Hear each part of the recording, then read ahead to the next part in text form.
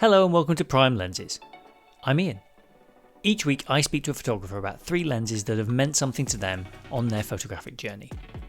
It's unashamedly gear chat, but hopefully focused more on the images made with that gear than performance metrics and graphs. My guest today is Ali Okeefe. Ali and I have been friends for a couple of years and we bonded over a shared love of Leica rangefinders. She's a professional creative who runs the rather brilliant 1 month to cameras channel in her spare time and has historically set herself the challenge of reviewing 2 older cameras a month and has collectively cost her viewers millions of dollars. I've joked with her in the past that she cost me a lot of money because encouraged me to get into the M system, but since this interview I've learned that I got my own back because she's picked up a camera that we talked about. But you'll have to wait and let her tell you about that at some point in the future. For now, here's my conversation with Ali Okeefe. I can't believe, so I was trying to work out, like, when was your M8 video? Because I can't quite believe it's taken this long for us to actually talk. Like, I know, it's crazy. And you're amazing. like in my 10K video. I feel like we've been chatting forever. I don't actually know when that M8 video came out. It was a really early one. I think it was right, I don't know, like my 4th video or something like that a long time ago. Yeah, I It's been feel a very hot minute.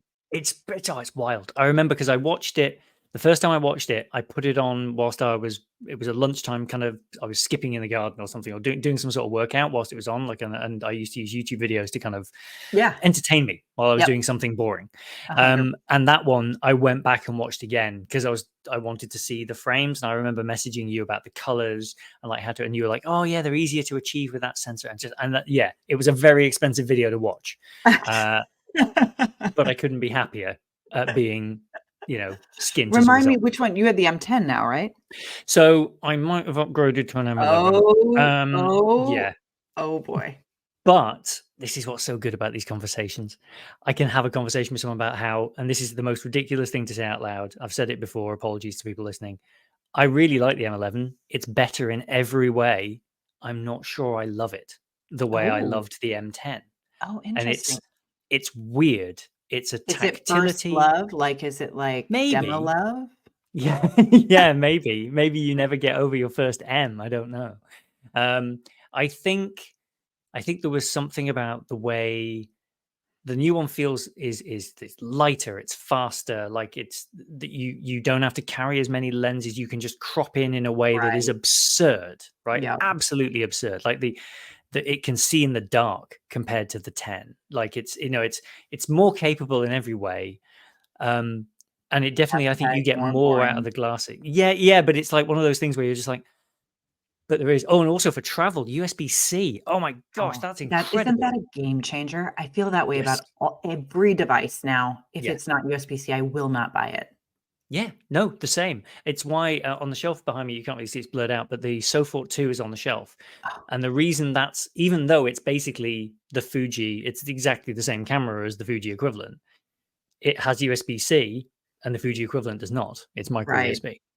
And so that for me is enough because I can travel with like one plug and like one type of cable, and that's amazing. Like that's so good when you travel. These new third-party batteries, I don't know if you've seen this, like Wasabi Mm, has the yes. USB direct into the battery. I'm like, Oh, I've not why seen isn't those. everybody doing Yeah, yeah, this? yeah, yeah, It's great. yeah. If they will, I mean, if you will insist on putting a battery in the thing that isn't trapped inside it, which is good, right? Like that's Right. better You're because right. also That's true. I have an i2 Polaroid, which was because I spoke to Ben Frattanali. Like Oh, yeah.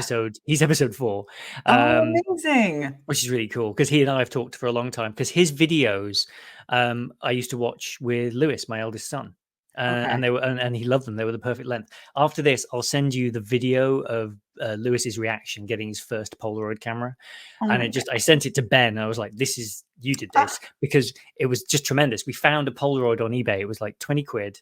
The viewfinder was a bit broken and it had a pack of film in it, as a lot of Polaroids that you get on eBay do.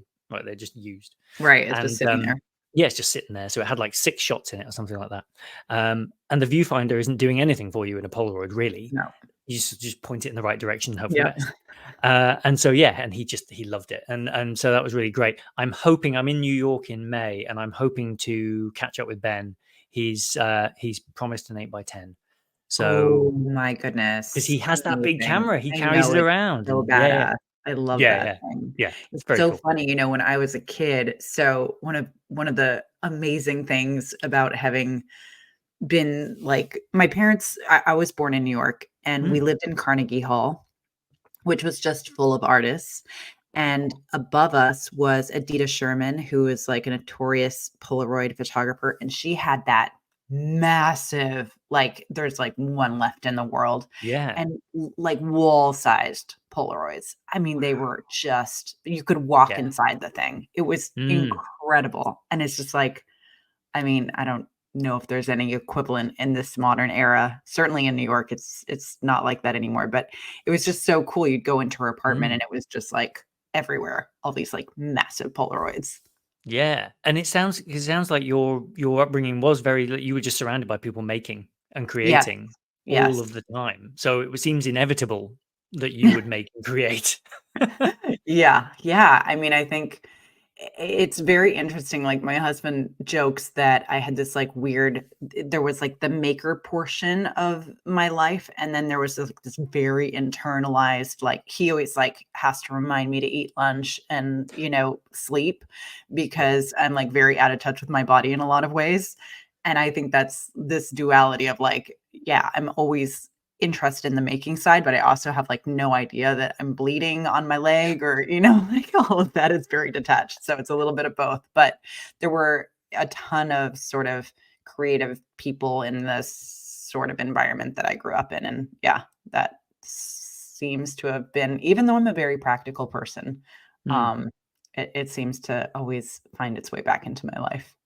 But I think sometimes that's quite common with photography. There is a point usually during every conversation where a few things kind of drop into place.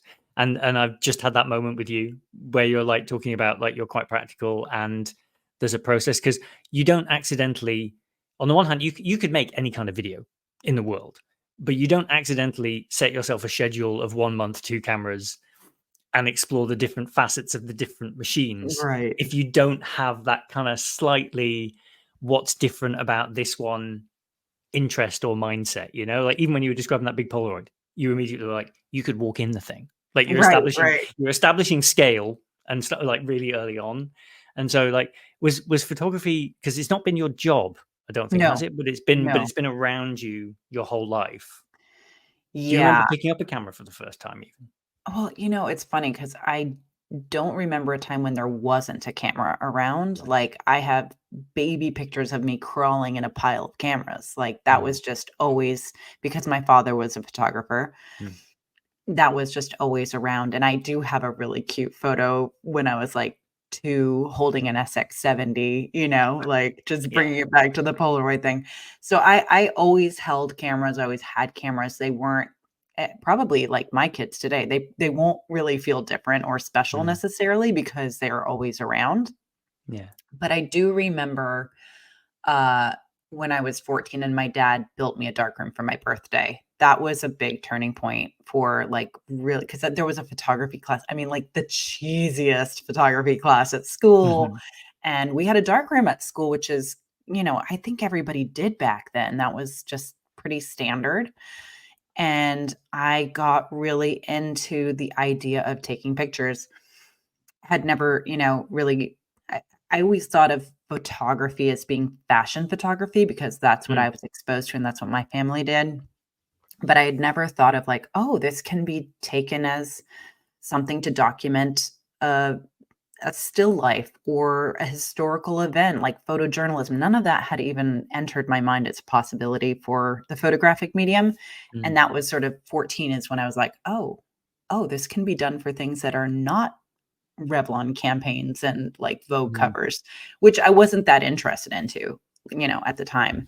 I appreciate it actually a lot now, but back then I was like, "Ugh, in fashion." I I just wasn't that into it, so it was a very exciting time. He built me the darkroom, and that I Mm, do remember that camera very well, and it's funny because I went back and I think it was a Minolta 7000i, but I am not sure, but that is the same camera that my dad left for me, mm, um, that I have in my drawer here, and, it has his little logo on the back, and he had this quote that he would always say to himself that says, "Always stay amateur." His whole thing is very much, I think, in line with what I think about photography. It's like you just gotta stay grounded and, like, Yeah. in touch with the fact that it's not the gear, it's not, it's really about your own creative vision and not, getting hung up on, like, having to have the newest and greatest and latest and all Mm. that sort of stuff.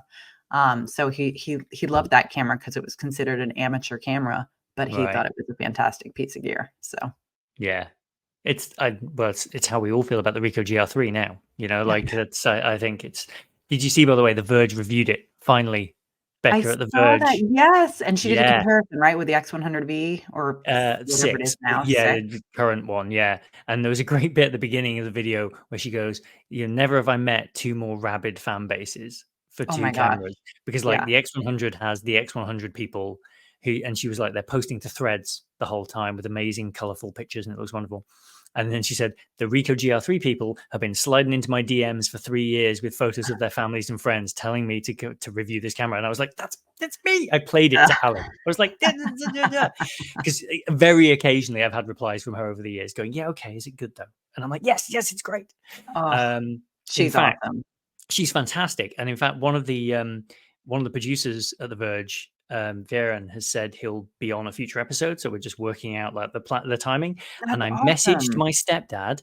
I was like, Varen's going to be on, and he replied, "It's not Becca though, is it?"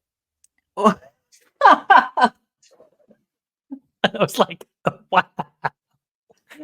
Oh Burn. boy, yeah. The same person who, when he listened to the last episode where I've interviewed Rob, the MotoGP photographer, went, Yeah. "That was one of your better ones." Oh my god. I've God only loves done parents, 3. right? It's like, come on, mate. Wow.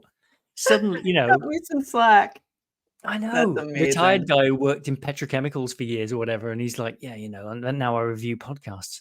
All right, a minute. Everyone's an expert, right? Like, you learned Everyone, that on YouTube. you do, yeah. I mean, this is why this probably isn't a YouTube thing. I've just done the audio thing in the end because it's just, I don't know. They just ignore you if they don't like it. They just don't come back. That's fine.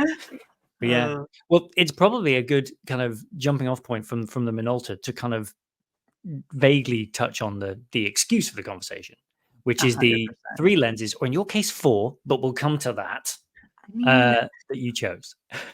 it's so funny because when you said, like, 3 lenses, it's like the Mm, first thing I have to say is I am the most unprecious person ever, and mm, it's so funny because I very rarely think about the glass, which is crazy because especially coming from film, it's like the camera's a light box, right? It's yeah, really all about the lenses. yeah, Um, but I've always been so and that's part of my aesthetic, right? It's like a very throwaway kind of like crappy stuff actually works really well for me, and I mm, really like that aesthetic. But I do I'm not gonna put this in the list, but the 35 to 100 is fantastic from Minolta. That's the one I use on my 7000i, but it's not gonna mhm, make the list, though it probably should. The beer can series is fantastic. But mm, I would say on that list is it's very hard to narrow down. I like mm, so many lenses, but I will say probably the one that I would first name, which is just because of my recent reuniting with my favorite camera, which is the Panasonic G9.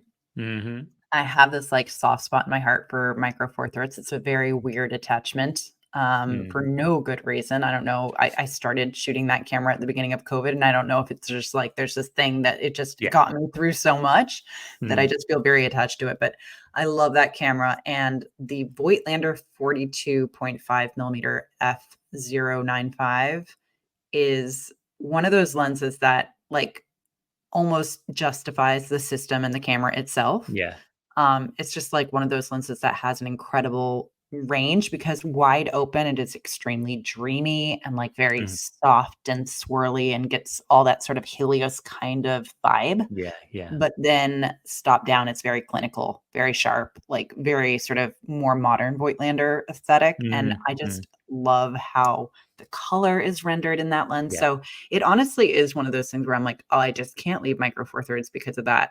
lens. And it's Yes. not even a focal length that I would normally use because it's double focal length in micro four thirds. So it's like a 90 or 42. So it's an 85 Yeah. basically. Yeah. And that is not a focal length I use. I am like a 28, 35 millimeter max type of shooter, on Yeah. occasion 50. But Yep. yeah, that 85 mil equivalent is just, it's so nice. Yeah. No, I mean, and the sample images you shared, like I've seen, like they're incredible. Like I can see why you would make such a big deal out of it because the way it renders the scene conveys so much feeling and has so much Yes, texture to it. You know, exactly.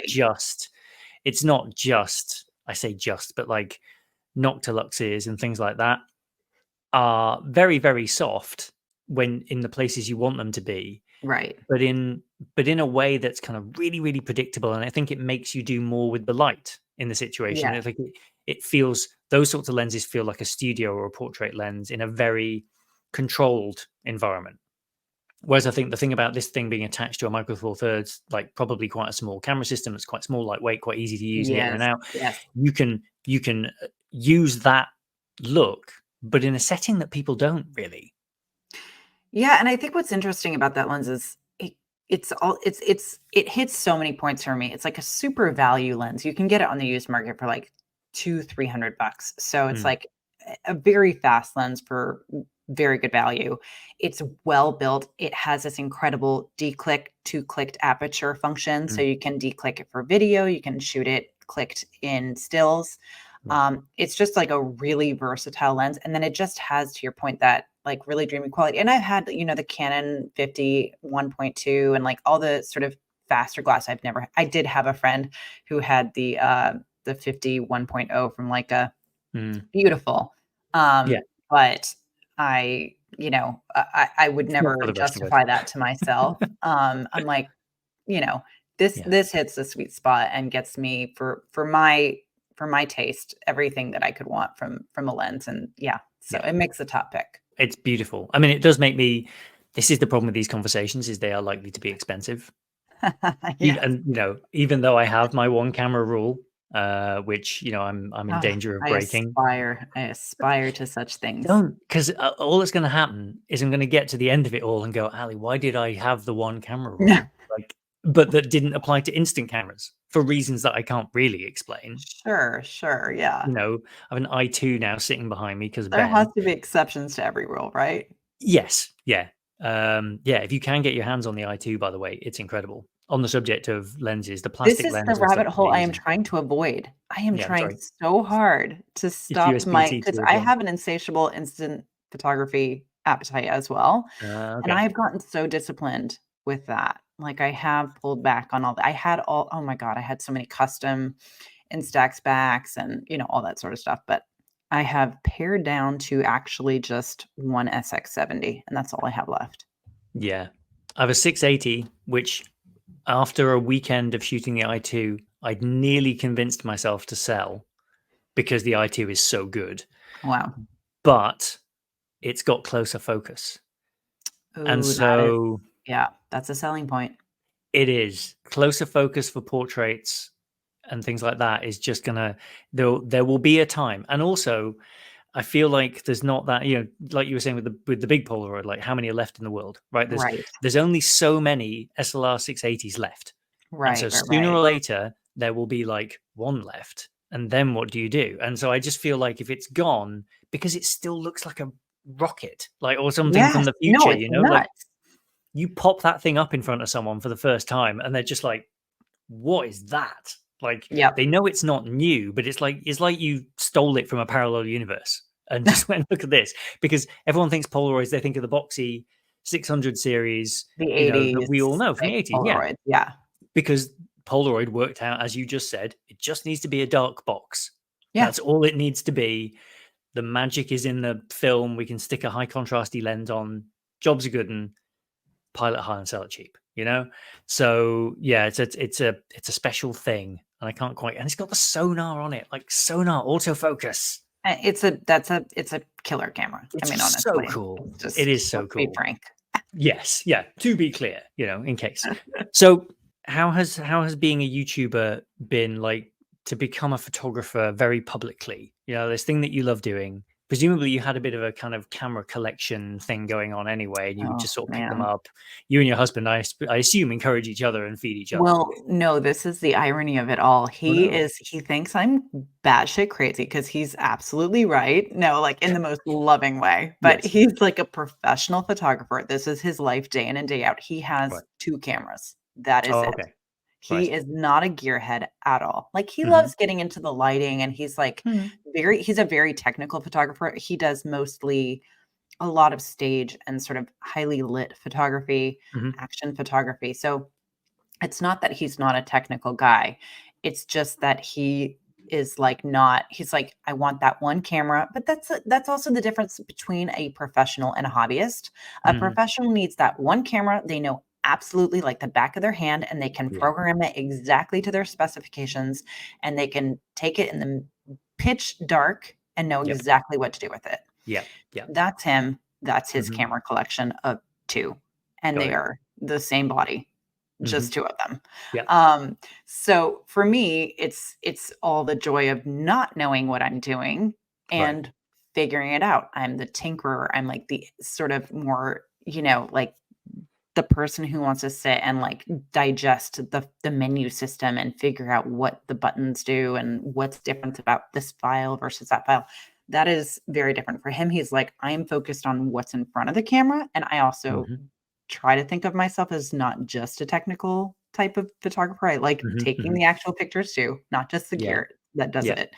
Um, but he's definitely very different in that regard. So it's very funny. He's very patient with me because I have taken over our house with Right. literal boxes on boxes, and I am getting Wow. much better about clearing out and, like, trying to Hmm. streamline, and every year he laughs at me. I do, like, a big sell-off, and I'm like, "This is it. I found my Mm. one camera. I'm like you now."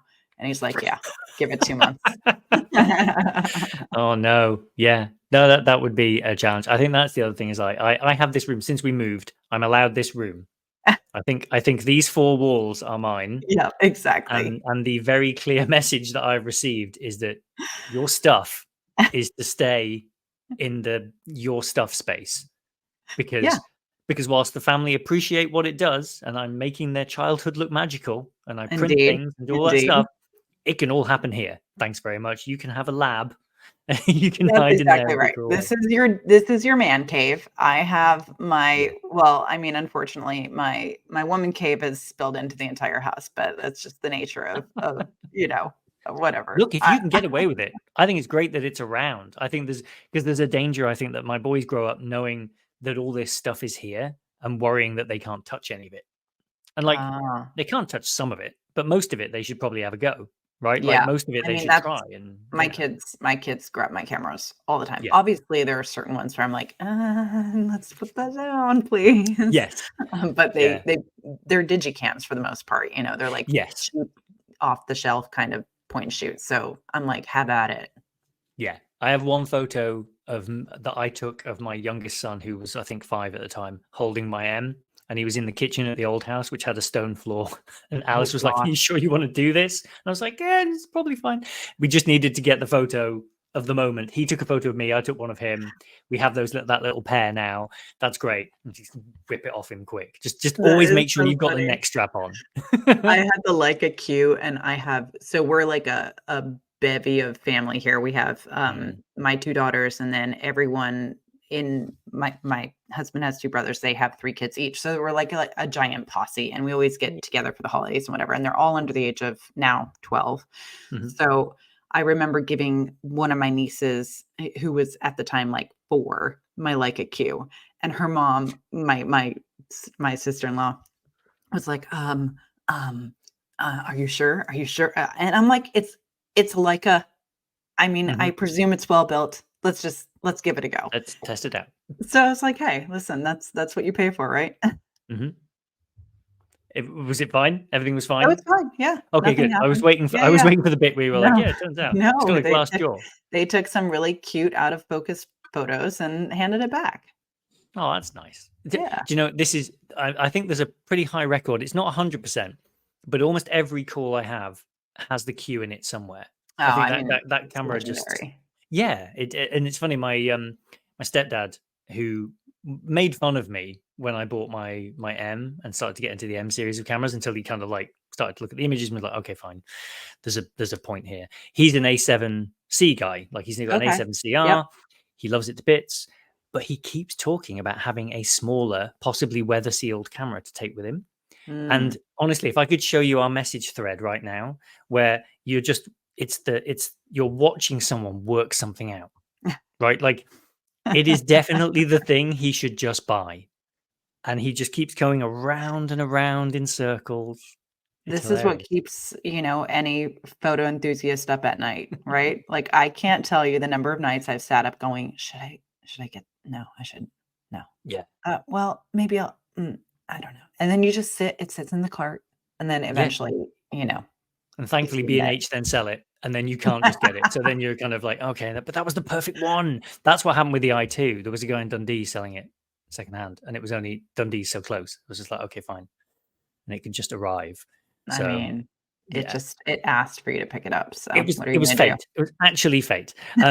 But on the subject of fate, kind of terrible gear change. Nice transition. Maybe were you Let's see where this goes. fated to pick up the contacts uh, and use the 28 on That is that, actually a or weird, fated ah, that's weird that you chose that lens to be the fated story because it is fated. there we go. So the contacts is something that I had back in 2012.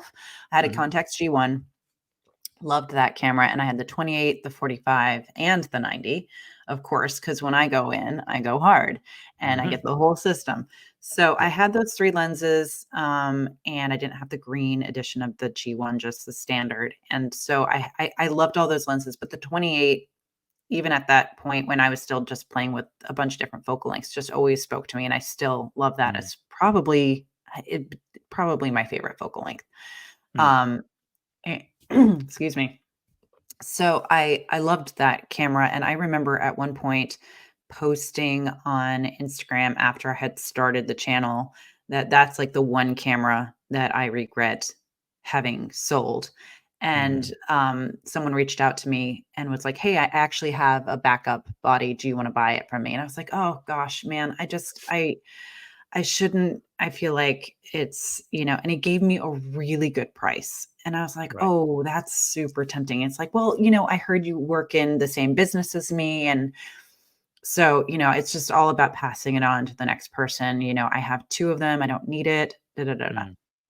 Long story short, like in the circuitous nature of the DMs on Instagram, we put Mhm. together that we had actually just worked together on a job 6 months Huh. prior, and he had been in a pinch and I helped him out.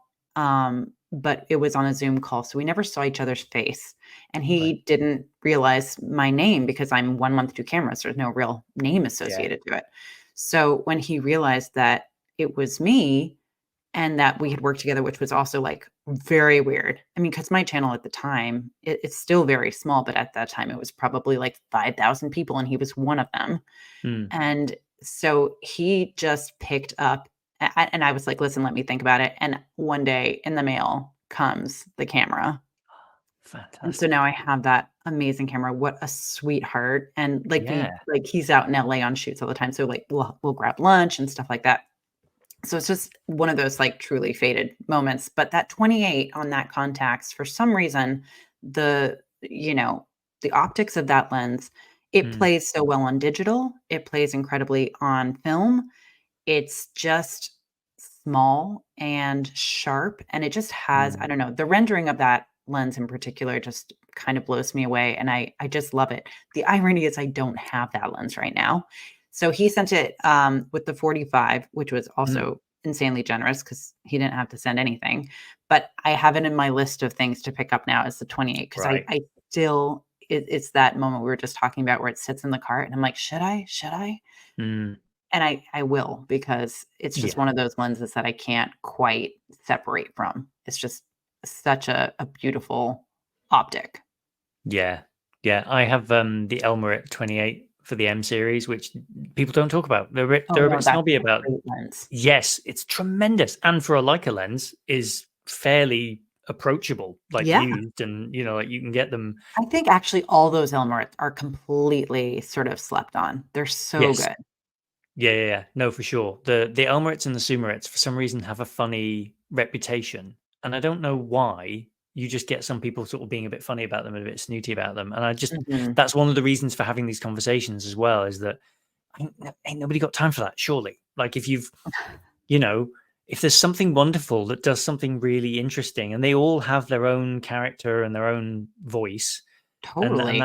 that's what's so much fun is that, like, if you do this for long enough, once you can see it, you're like, oh no, I'm a goner, but also this is the best thing ever. Like you can tell. I don't know if you're watching much. Like, we've been watching a lot of TV recently where suddenly it feels like the TV and movie industry has discovered vintage lenses in an odd way. The Well, they used the uh, Helios 44 in mm, Poor Things for that, like, really yes, awesome moment, where you're panning up or it's actually not, it's just a straight tilt up on, Emma Stone, and she's yeah, having the conversation with her husband, mhm, and I mean, that thing is just obviously, they've done a lot of rehousing and, mm, optimizing it, but it is so distinctive. It is yeah. just such a look, it's crazy. Yeah. Yeah, no, completely. So this is what I love, right? Is I was like, right, I'm going to talk to people about that kind of the thing that's got a Mhm, character, and like once mhm. you can see it, because like my favorite lens of all time has that kind of like slightly weird thing around the edge, but in the middle it's just really textured and detailed and just Yep. like. Yep, yep, And I yep. let Yeah. and I let someone get in my head once, and I sold it, and I was just like, Oh, no, no. and it's okay. I've bought it back again now. It's Okay. fine, and I got it for less, so it was all right. Oh, But it's like, don't let people get in your head. Like, no. the heart wants what the heart Know wants. what you like and just yeah, Mm. no apologies needed. Yeah. No, completely. So do you still use the contacts very much? Do you take it out? Because I think you shoot a lot more film than I do. I do shoot film, but I don't shoot nearly as much as I'd like. What I love film for actually is vacations. One Mhm. of the things I do it's so funny. I go back and forth on this, but I just love being on vacation and not opening my laptop because I'm on my Mm. laptop so freaking much, in the day to day. Yeah. So I do love that about film is like in theory, if I'm truly on vacation and I don't have to, check in with work and stuff, I can Yeah. just leave my computer behind, bring a Mhm. book and a film camera, and then I'm not even like downloading images at the end of the day. That is kind of the dream. Mm. And I love film for that. So the contacts comes with me on vacation most of the time. You can sort of let the chips fall where they may. And I did that the weekend with photos of, like, we had friends staying, and I had to stop myself cropping and adjusting. It's like, it doesn't need it. This is just family Yeah. Easter. It's an Easter egg hunt in the garden. This Well, doesn't. Yeah. the other thing about that is, I mean, it's one of the things that I love about the sort of the current trend of photography that you're seeing, a lot of the sort of New York Times photographers, and there's a real intentional Dutch angle. There's a real intentional lack of polish, which Mm. is by design. And it's not, there's still really well composed images that have something interesting happening in them. There's usually like an off guard moment. Mm. A lot of it is popped with flash. You're seeing a lot of these types of um, what's his name? Oh gosh, I can't even remember his name. There's one guy in particular who I really, really like his work. He's an LA photographer, but he shoots for the Times all the time. Mm. Scenery. I'll have to look it up.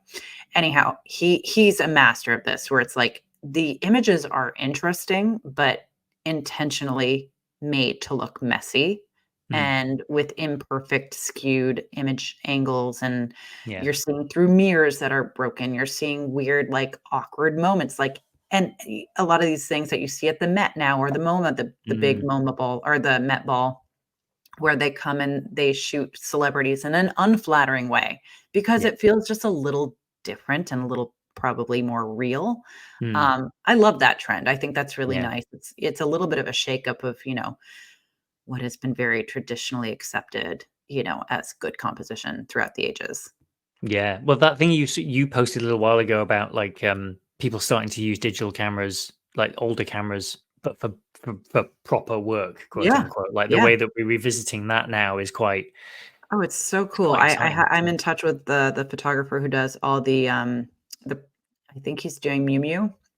All the Miu Miu campaigns, they're all shot Yeah. on digicams, and he hits me up about digicams, and we talk shit, you know, Yeah. about, like, you know, "Are you shooting that with an SD-1000 from Canon?" Or, you know, things like that, and it's all it has that vibe and that aesthetic, and I think Mm. obviously that's all of these things are trends, right? Like, things will Yes. cycle around, things will move Yeah. through, and things at this day and age go so quickly. So, Yeah. we'll probably all be shooting, you know, 8 by 10 tomorrow in a very refined way with like a Stieglitz aesthetic or something.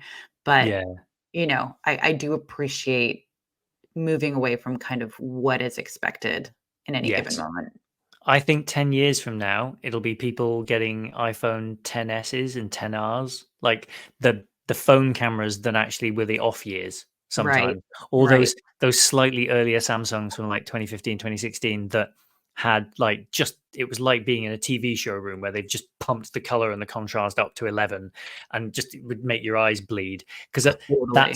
that's a choice, right? Like I don't think there's going to be well, you and I'll be running around going what you want is a Google Pixel because it makes all the colors look like a Rembrandt Right. because that was what that was what they were going for. Yeah. But trends ain't got time for taste, have they? So instead, what will happen is it will be the Samsungs and the Apple crowd, and that will be at some point in our future. I can just feel it that like there's gonna be a minute where that's the thing, I'm and sure. I'm sure. just yeah, Yes and no, though, because I think what's interesting, and I think why things like digicams are popular now, is like we want what we don't see every day, and what we see mm, every day is what's easy. So phones are right, always going to be easy.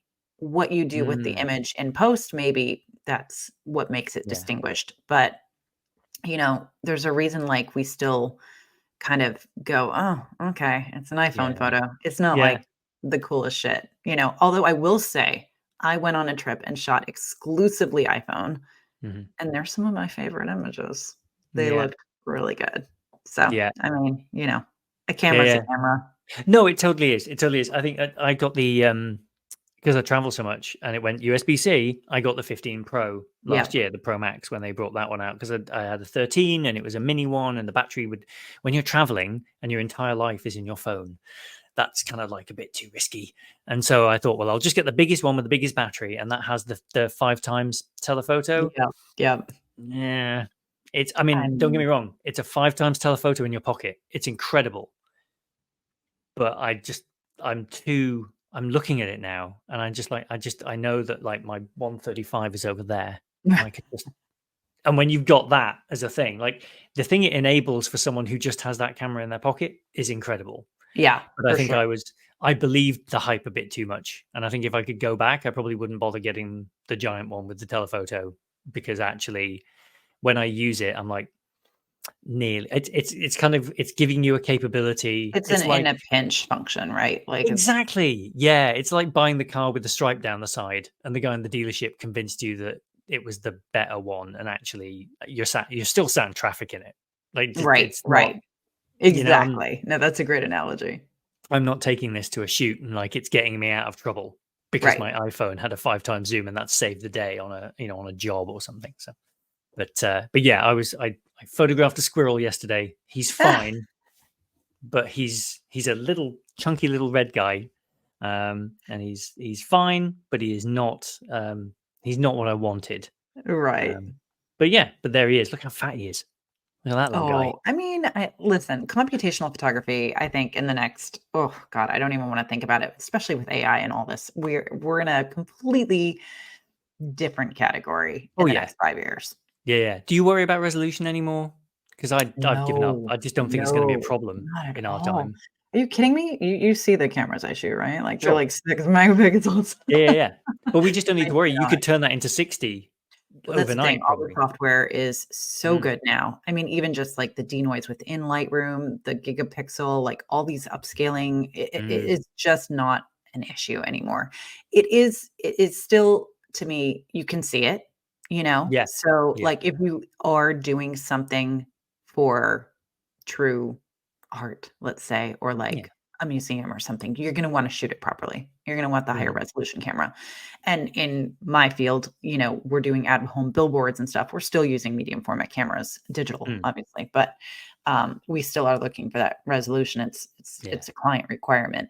Yeah. But for most people, I would say 99% of people, yeah, it doesn't matter. No. No, exactly. I think it's telling that we sat on 24 megapixel as kind of the standard for so Yeah, long. Like, yeah. actually, like, I got my A7 in what, 2013, something like that. And then that's still kind of the go-to resolution, I really. still think it's a sweet spot, honestly. Mm. Like, I don't it's so funny because, my husband's cameras have a lot more resolution than mine, and I'm just like, I don't want all of that storage space, Well, like, no, that's that just too. more stuff for me to hold on to that I'm like, "Freaking give me a 24 max." 16 is great. Yeah. 16 is great. Yeah. I think it's nice. Mine's got the thing where you can set the multiple resolutions. So you Yeah, can yeah, set it yeah. like 33 Yeah, or that's great, and 18 it's or lossless. 60, and that's really great, especially Yeah, if you that is just like fantastic. set it to black and white JPEGs, set yourself that challenge, Right. like JPEGs Exactly. only, Yep. like I'm just going to go out today and want to get Dave does Funny. that a lot. I Dave. you will be hearing about that in my video tomorrow. I Oh, talked there a you lot go. a lot about that. Yeah, yeah, yeah. No, I think it's good. I think it's especially I mainly do that with black and white. Like my Yeah, my yeah. Zeiss 35 is my black and white lens. I'm Oof, like it love just that lens. it's so good, the 35 to Such 8. a good lens. Yep. I have I have the the 50 f2, and it's right. on my M, it's just Yes. fantastic. Yeah, yeah, yeah. No, it's amazing. Have you ever used the 1.5, the 50-1.5? I have. Now, I had the issues that it's known for where it's, Mhm. I forget what that's called, where it's just slightly out of focus because of the breathing or something like that. I can't remember Yeah, what that's called. yeah, And it's well known for that. But my goodness, the rendering is special. That lens yeah. is fantastic. And so affordable, and people don't talk about it. Like, I don't Mhm, mhm. understand, people don't really it's not big, it's not expensive. No, it's so nice. I'm not keen, I gotta be honest, I'm not keen on their focusing tab. Not big Mhm. fan of the No, Zeiss focusing tab, no. but that particular optic, my issue was, and it's probably my rangefinder patch was not quite aligned, Right. so it may have been more of a technical issue, but I just couldn't Mm. quite nail the focus wide open the way I would like. But if that had been adapted to digital, that would have been a breeze. And it's Yeah, just so nice the way it renders. yeah. It makes people and scenes, especially in black and white. Again, I think Zeiss's stuff lends itself really Romantic. nicely to black and white. Such a Yes. romantic lens. Yeah, yeah, yeah. I got some great photos of the kids on the beach and Alice. And if you stop it down again, it's sharp Yeah. as you Yeah. like. Thanks very much. Like tons of contrast, tons of Yep. character. It's really Very nice. Zeissy. Very Yes. Zeissy. Yeah, yeah, yeah. No, like that should be a t-shirt. Like if I ever do t-shirts, there should be the very Zeissy t-shirt. But you are right about the focus tab. They suck. What you can do. The I mean, lens caps on it's theirs are a little bit, manageable. As well. Like they're a bit And small and the issue I have is my Zeiss, the helicoid, um, gets stiff. They're mm, really apparently, it's a very common issue, and, like, now mm, mine is stuck. I have to get it, like, ah, I know, it's a bit of a bummer. So, mm, they are known for having this, like, helicoid issue where, and I can't right. even now remember what happened to it, but it basically, I think the oils freeze up in it or something like that, and now Yeah. I can't get to infinity on my Zeiss. Yeah. Breaks my Ugh. heart. One day I'll No. repair it. I'm too lazy, but one Yeah, day. I yeah, yeah. haven't sold it because 'cause I'm like, I still love it. Yeah. I mean, that's the thing. We know these things. Like, there's only so many of them. Like some of these Yeah. older ones as well. Like you gotta hold on tight. Well, as we rattle through more lenses, talk to me about the Pentax 110 and why that's on there. Because I think we've kind of chosen your Voigtlander. The I know. contact was So, kind of okay, like I'm gonna second. go rogue here. I'm Oh gonna go no. rogue. I'm gonna go rogue because I had 2 lenses that I was like, "Oh, do I do that?" So I just Hmm. love the Yeah. Pentax 110 system because I Yeah. love small cameras, but I'm gonna go the complete opposite way Oh my and goodness. name a lens that is just too obvious a choice, but I just have to do it because it is such a special lens, but it's also special because of the format that it lives on. So Okay. the Pentax 105 2.5 millimeter lens for the 6x7 system. Ah. Now Okay. that is like so overdone at this point. Like everyone has discovered that lens, but my God, you just can't match it. Like there's just Mm, nothing quite like it. And I just, for that reason, it's so funny. I have one and I mhm. don't even have a body to put it on because Ah, I just can't part with the lens itself. Now that is one no. of those rogue exceptions for me where I'm like, no, this piece of glass is so special. I'm going to hold on to it even though I don't have a body to put it on. Wow. Um, That is a very, very special lens, and I had that lens originally. I bought, again, a full 6-7 system with, like, the 35, the 105, the 50. Yeah. I got, like, every lens you can imagine with all the, extension tubes, which are Yeah. awesome because you can get so Yeah. close focus, and do just these incredibly dreamy portraits or macro or whatever. You could do all this stuff with that lens. And I just loved it. So I got that in 2008, and I remember carrying this absolutely insane bag of gear around New York City, taking photos on the street as if it was just like a regular SLR, Just this um, massive with thing. this massive one, and I got the wooden grip on the right-hand side, and Oh, then I wow. eventually, I mean, I was completely nuts, but, nothing's changed. I loved that camera, and I Yeah. loved that lens, and that lens was the first one that, I was coming I had just started really getting deeply into photography, and that was probably I got the RB67 first, and then I got the Pentax 67. Mm. And the Pentax 67, I loved the RB too, but the Pentax 67 with that lens was like the gateway drug for me to Right. go completely head over heels, like traveling with a darkroom kit, because I Right. had to develop in my room at night kind of a level Oh, of obsession. wow. Um, and it was just that lens. That lens just really unlocked kind of a really unknown need Mm. for photography in me. And I still love it. I still have it. I just don't have a body for it. Can it be adapted for any digital medium format Yes, bodies? it can, but it doesn't have so the issue I find, and I have adapted it. I use it on my, Mm. I used it on my Pentax 645D, which is a Right. CCD medium format digital camera. Um, you just don't, and it's also not a true medium format. So there's a crop. It's like it's like a third less than a true medium format Right. 645 sensor. So what you're losing is it essentially is the equivalent of a 50 millimeter 1.2 on 6.7, and you're getting that Mm. incredible fall off. I Yeah. think when you're cropping so tight, you just lose a lot of the qualities of Right. that, and then take that to 35, and it just doesn't have the same sort of sparkle. Yeah. But on a 6.7 system, it is just unmatched, in my opinion. Yeah, it's so cool. I borrowed a Pentax medium format from a friend a few years back and shot some Cinestill through it. Like Mhm. I think it was like 50 ISO or something. Like and so found a very Hope sunny you had a day. tripod. Well, I didn't, but I managed to get a few that worked, and because there's so few That frames shutter in there flap is anyway. so nuts. It's like Yeah, yeah. the There were vibration. no, there were some for sure that like didn't quite work, but the ones that did, you are blown away by the fact that a, s- a kind of a canvas that catching the light of that size, and Yeah, it you're is reminded it makes such a wild. difference. Yeah, yeah, It yeah. is wild. I mean, and that's the thing, it's so funny. I just read this fantastic book. Jill Meyerowitz has this book, Hmm. and I can't remember. It's about color photography, and him catching him at the moment where he was trying Mm. to determine black and white or color for his own work in the Yeah, 70s when it wasn't a flip of a switch on a camera, or a raw file to tell the difference. So he yeah. was shooting everything twice, one in color. He had two cameras, one Oh wow. color, one black and white shot, to determine what does each thing get him and what does it ultimately mean for his work. Yeah. Great book, highly recommend it. But he talked about how, he was shooting 35. He had ultimately decided 35 Mm. color was between those two where he landed. But then once he started looking at the detail and the retention of the ectochrome, he was like, this needs to be bigger. And so he went to 4 by 5 and 8 by Right. 10. And Yeah. that's kind of what, that's where he landed in terms of like kind of his breakthrough work in the early days with all the Cape Cod stuff in Massachusetts, Mm. color imagery. But you look at something like that, a negative that big, and the Mm. detail that it can capture. And we live in a modern era of digital, right? So we're looking at phones. It doesn't read. But if No. you look in person at a print or even just a negative and you're like on a light box, you're just like, what the, like, Yeah. how can it possibly pick up that level of detail? It's nuts. Yeah. No, I love it. When I was in Stockholm last year for work, went to the Yeah, Photographica museum Fotokina. there with or Photokina. Yeah, it's an incredible place. Oh, Had a lovely meal. fotografica, Yeah. fotografica.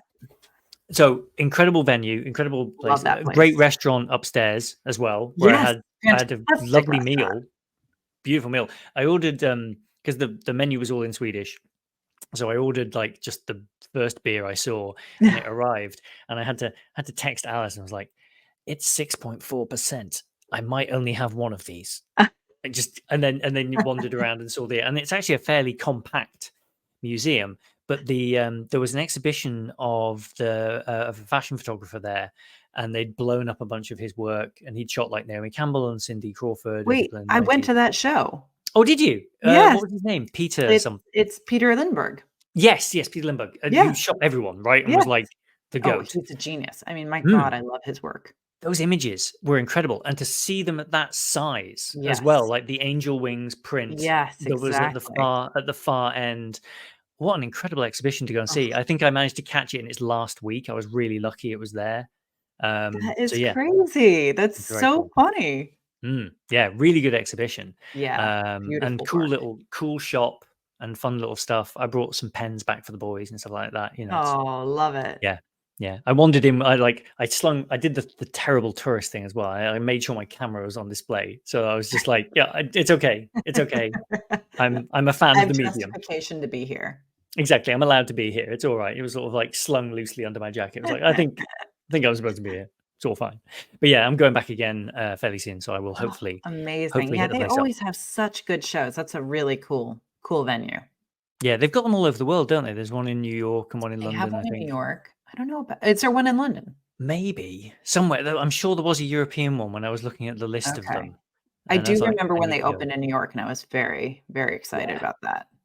Yeah, I need to go there. I need to go and see that one. I have a morning coming up. Like I say, I'll probably bump into Ben and maybe go there before I catch my plane. I've got like a Oh, Saturday morning to myself before the heading back. best. Always Yeah, gotta build that into a travel you do. itinerary. But also, as I learned recently on a trip, don't build too much of it, because otherwise you're kind of like roaming the streets on your own, and that can be a bit discombobulating as if you've been away from home for like a week already, Right, and right. actually you just want to get home. And Yeah. like when you were planning the trip, you were like, I'll have 2 days to myself.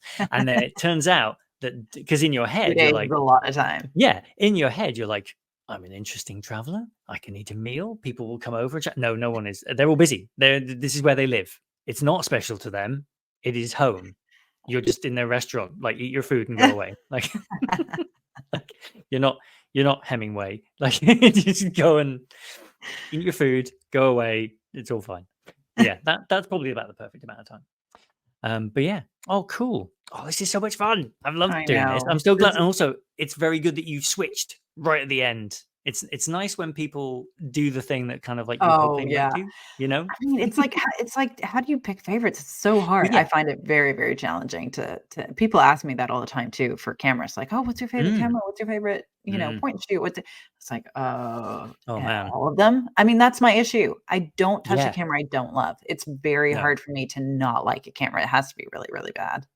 Yeah. Well, yeah, and I think, if you're the person who has found something to like about a Casio watch that shoots a less than 1 megapixel image, I mean, how can you not love that? it's That's so cool though, isn't fantastic. it? You had me looking at because I obviously people listening can't see this, but I have cameras in my glasses because I I've got the snap know. ones. But your Casio watch, Paul McCartney stuff, had Yeah. me looking at those silly little watches, the like the VTech ones and the other Yes, ones yes, that have yeah. little cameras built in. Because I was just like, I could have a camera on my wrist. That would be I mean, and then insane. you can say it's for your kids, but it's really for you. Oh, it's 1,000% for me. But they're also so cheap, right? Like that Totally. falls into the category that, like you, that's been in my basket on Amazon for a while. It's just been sitting there going, "Go on in. You can play MP3s on me." Like, Oh my gosh, I got my daughter an MP3 player, and do you know how hard it is to load MP3s in this day and yeah, age? Like, I was like, "Wait, where do I even get music? Like, yeah. what?" This I is figured yeah. it out, but I oh, yeah, still use you my got a true iPod. iPod. Still use my Amazing. iPod. I use it most days because the sound quality is great. It Yeah. sounds incredible. They're Like actually, like, streaming. kind of hot again, which is funny. I just saw a YouTube Yeah, video about this, like, why are iPods selling so well in 2024? yeah. Well, you were saying about going on holiday with a camera.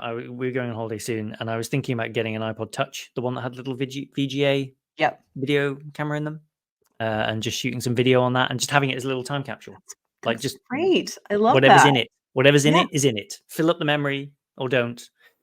But yeah, that might be a fun little holiday. that's It'd very be like fun. 8 millimeter cine film. Yeah, exactly. And it's so small. It's like I like to do that with my camcorders, but I have a very wonderful camcorder that is so big, it just does not leave my closet, No, unfortunately. Whereas I have, like, a really crappy camcorder that's, like, it just goes fits everywhere. in my palm, and it gets out all Mm. the time. Yeah. Do you remember flip cameras? Oh, They were heck yes. the Heck 5 yes. minutes, Oh, early those are flicker. still the coolest. Yeah, early flicker, flip cameras everywhere. Yes. Heather Champ and JPEG magazine. Absolutely. I Oh, remember going down to J&R Photo in Manhattan, which does not exist anymore, sadly, no. but it was the only because all the other photo stores were closed on Friday evenings, and I had a All Friday right. evening free. I was like, "I'm going to J&R," and I picked up that flip camera, and that was probably my first ever YouTube review, 2008. Wow. Yeah, Gosh.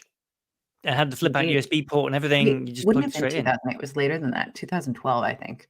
Oh, wow. Yeah. Oh, yeah, the USB flip out. I mean, I was this is fucking the future. Like, Yeah, it yeah, was yeah. so cool. Yeah, and then smartphones came along and just ate everyone's lunch. Like this, suddenly, this bag of 5 individual devices, unfortunately, it does all of them just well enough. Yep, And I yep, feel like that's still the case. Like it does that all of is these very true. things just well enough. Someone messaged me today. They were talking about the podcast and they were like, I've never tried Apple Podcasts. Is it good? And I was like, it's fine. It exists. It plays episodes. I can't tell you how to find out whether an episode is downloaded to your watch or to your phone. It doesn't seem to want to tell Oh, you that yeah, anymore. yeah, yeah. It's things like that where you're just like, "Mm, but yeah, fine. Because Right, in there on the campus, you've got perfect connectivity everywhere. So I think everything just seamlessly talks and it's all fine. But like in the real world, where things don't right, maybe aren't in right, sync or that whatever. makes sense. So I think we lose something. That's why the iPod's here is because I can rip a CD. I can actually hear the soundstage, breadth of Right, soundstage, right. right? Well, yeah, I mean, this whole oral, like, it's interesting to see what they're starting to do, the spatial audio and all that sort of stuff. Mm. Stereo used to like just nip between the speakers. Yeah, yeah, That was the move.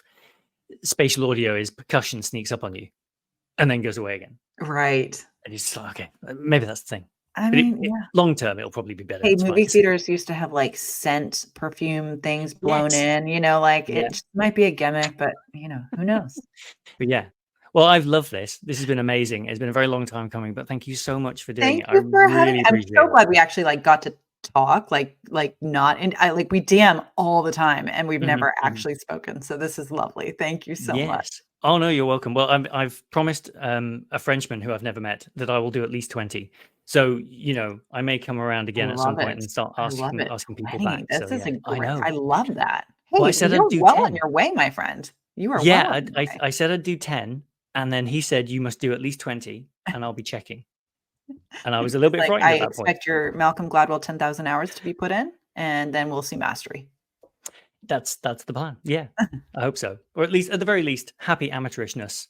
And I'll take your dad saying Like of I just said, always you're a being an amateur. natural. You've already got this. So, No, 10, 20 doesn't matter. oh, love it. Well, this is brilliant. Thank you so much. Have an amazing Thursday, Thank and you. yeah, I will speak Lovely to you to again soon. I chat. We'll hope. talk soon. Yeah. All right. Take care. Bye. Bye. You can rate and review this series on Apple Podcasts, Spotify, or wherever you get your podcasts, and that'll help people to find the show. You can also sign up for a midweek newsletter that I've started doing. You can get that at ianfarrell.com/sign-up, and there is a link to it in the show notes as well. Thanks so much for listening, and we'll see you next time.